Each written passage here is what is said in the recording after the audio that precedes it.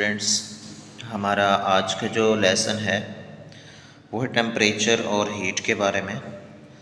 Temperature क्या है और हीट क्या है और इससे रिलेटेड बाकी चीज़ें हम देखेंगे। टेम्परेचर को डिफ़ाइन करते हैं द डिग्री ऑफ हॉटनेस और a coldness of a body is called temperature. किसी जिस्म के गर्म या ठंडा होने की जो शिद्दत होती है वो टेम्परेचर कहलाता है। जैसे कि temperature of the body is the degree of hotness और कोल्डनेस ऑफ बॉडी। अब ये देखना है कि कोई अगर बॉडी है, कोई जिस्म है, वो कितना ठंडा है, कितना गर्म है, इस चीज़ को हम किसका नाम देते हैं? टेम्परेचर का। अब इसके अंदर फिर हमसे पूछते हैं कि इसका यूनिट क्या है। टेम्परेचर का जो यूनिट लिया जाता है ये हम चैप्टर 1 के अंदर भी स्टडी कर चुके हैं। इसका जो यूनिट लिया जाता है केल्विन। इसके बाद हमने डिफ़ाइन आउट कराना है हीट को।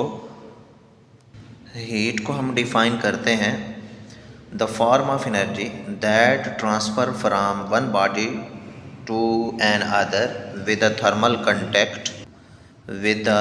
कंटेक्ट।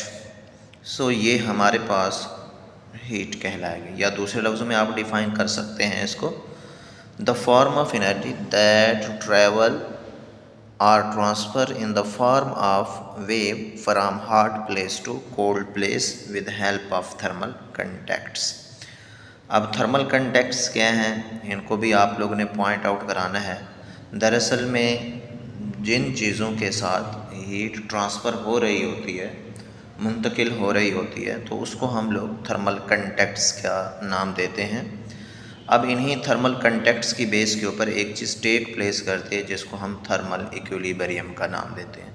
थर्मल इक्विलिब्रियम क्या है, उसको कैसे डिफ़ाइन कर सकते हैं? थर्मल इक्विलिब्रियम को डिफ़ाइन किया जाता है when heat flow from hot object to cold object after a while temperature of the both object becomes same then further flow of heat off. ये क्या कहलाएगी? Thermal equilibrium. इसका मकसद क्या है? जब हीट फ्लो करती है hot object to cold object, कुछ लम्हे के बाद दोनों ऑब्जेक्ट का टेम्परेचर सेम हो जाता है, तो मज़ीद जो फ़्लो ऑफ हीट है वो स्टॉप हो जाएगा, रुक जाएगा। इस प्रोसेस को हम नाम देते हैं थर्मल इक्विलिब्रियम का। मिसाल के तौर के ऊपर अगर हम लोग एक कप ऑफ टी लेते हैं, इसको कमरे के अंदर रख देते हैं, कुछ देर बाद हम ये चीज़ देखेंगे कि कमरे का टेम्परेचर और कप ऑफ टी का टेम्परेचर क्या हो जाता है? सेम हो जाता है। तो जिस बेस के ऊपर हम बात करते हैं, ये जो हमारे पास कंडीशन है थर्मल इक्विलिब्रियम कहलाएगी। इस थर्मल इक्विलिब्रियम को स्टेट कराने के बाद यहाँ के ऊपर साइड इन्फॉर्मेशन के अंदर हमें देते हैं व्हाट इज़ नेचुरल थर्मामीटर या विच फ्लावर इज़ नेचुरल थर्मामीटर। तो यहाँ से ये चीज़ क्लियर करते हैं, हमारे पास एक फ्लावर है क्रॉकस फ्लावर, ये हमारे पास नेचुरल थर्मामीटर होता है, एक कुदरती थर्मामीटर है। It opens at a temperature of 23 degree Celsius. ये मोस्टली MCQs के अंदर भी पूछते हैं कितने टेम्परेचर के ऊपर क्रॉकस फ्लावर जो ज़ाफ़रान का फूल है ये ओपन हो जाता है, ख़ुद ब खुद खिल जाता है। तो ये 23 डिग्री सेल्सियस के ऊपर ओपन हो जाता है। बाज़ औक़ात पूछ लेते हैं इसी का रिज़ल्ट केल्विन के अंदर, तो हमें ये भी पता होना चाहिए हम सेल्सियस से केल्विन में कैसे जाते हैं। सेल्सियस स्केल की जो भी वैल्यू देते हैं उसके अंदर 273 ऐड कर देना है, तो इसका केल्विन के अंदर रिज़ल्ट क्या बनेगा? 293 केल्विन बनेगा। इसके साथ हमसे क्वेश्चन करते हैं what is internal energy of the body? The sum of the kinetic and potential energy associated with atom और molecules and particles of the body, ये इंटरनल एनर्जी कहलाती है।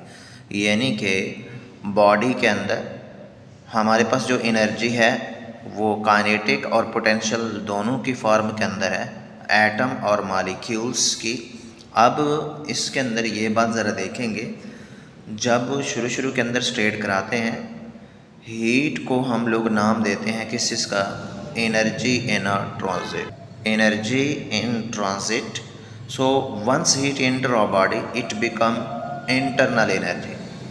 जब भी हीट किसी भी बॉडी के अंदर दाखिल हो जाती है तो ये इंटरनल एनर्जी बन जाती है, और ये हमारे पास हीट एनर्जी के तौर के ऊपर फिर एग्जिस्ट नहीं करती। इसके साथ हमसे क्वेश्चन करते हैं इंटरनल एनर्जी कौन से फैक्टर्स के ऊपर डिपेंड करती है, सच एज अब मैस हो गया, मैस ऑफ अ बॉडी हो गई, काइनेटिक एनर्जी, पोटेंशियल एनर्जी, क्योंकि बोला है हमने it is a sum of kinetic and potential energy. तो काइनेटिक एनर्जी जो है हमारे पास दरअसल में किसकी वजह से होती है, मोशन की वजह से होती है। जब हम किसी चीज़ को टेम्परेचर प्रोवाइड करते हैं तो उसके मॉलिक्यूल्स मोशन के अंदर आ जाते हैं, हरकत के अंदर आ जाते हैं उसकी वजह से। और ये जो पोटेंशियल एनर्जी है ये इंटरमॉलिक्यूलर फोर्सेस की फॉर्म के अंदर होती है, जो किसी भी बॉडी के अंदर स्टोर्ड होगी या मॉलिक्यूल्स के अंदर स्टोर्ड होगी। इसके बाद हमने डिफ़ाइन कराना है थर्मामीटर को। द इंस्ट्रूमेंट और a device that is used to measure the temperature of a body is called thermometer. अब इसके अंदर जो थर्मामीटर है इसके अंदर हम लोग जो मटेरियल इस्तेमाल करते हैं वो थर्मोमेट्रिक मटेरियल इस्तेमाल किया जाता है।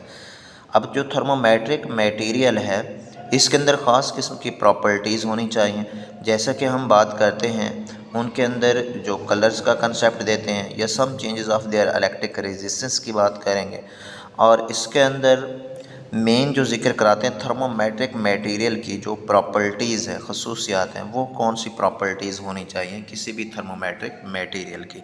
लाइक एज मरकरी है, मरकरी एक थर्मोमेट्रिक मटेरियल है, वो हम मोस्टली थर्मामीटर के अंदर यूज़ करते हैं। इसकी ये प्रॉपर्टीज़ हमसे मोस्टली पूछी जाती हैं। इट शुड बी विजिबल, ये काबिल नज़र होना चाहिए। और उसके बाद क्या कहते हैं, it should have uniform thermal expansion, इसकी जो थर्मल एक्सपेंशन होनी चाहिए वो यूनिफॉर्म होनी चाहिए। अब देखिए अगर हम लोग इसको हीट प्रोवाइड करते हैं तो फिर ये ऐसा ऐसा क्या होता है, एक्सपैंड होता है। अगर हम बॉडी का टेम्परेचर मेजर करना चाहते हैं थर्मामीटर के मदद से तो ये नहीं होता कि ये हमें फौरी तौर के ऊपर result they. For a while, कुछ लम्हे बाद ये हमें रीडिंग क्लियर करके देता है कि बॉडी का टेम्परेचर इतना है। सो इसी से ये बात क्लियर होती है कि इसकी जो थर्मल एक्सपेंशन है वो यूनिफॉर्म है। It should have low freezing point, इसका फ्रीजिंग पॉइंट क्या होता है, वो बहुत कम होता है। और वो फ्रीजिंग पॉइंट कितने के बराबर है, ये मोस्टली MCQs के अंदर भी पूछते हैं, -39 डिग्री सेल्सियस।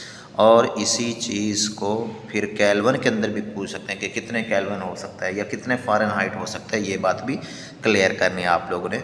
आगे हम लोग जाके स्टडी करेंगे कि हाँ भाई सेल्सियस से केल्विन